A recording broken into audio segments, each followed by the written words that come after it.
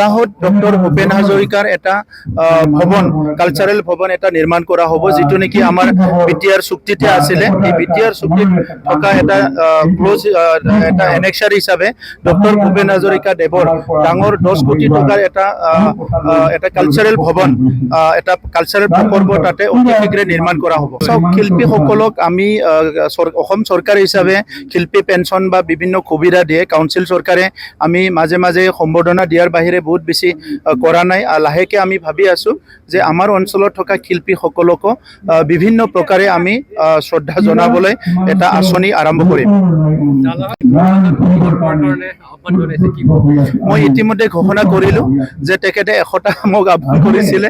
মই 200টা গীত বড়ো ভাষাত ট্ৰেন্সলেট কৰাৰ কাৰণে অনুবাদ কৰাৰ কাৰণে আমাৰ বড়োলেণ্ড ইউনিভাৰ্চিটিৰ অসমীয়া বিভাগ আৰু বড়ো বিভাগক দায়িত্ব দিম, আৰু আমাৰ চৰকাৰী স্পন্সৰত তেখেতসকলে 200টা গীত বড়ো ভাষাত তেখেতসকলে ট্ৰেন্সলেট কৰিব।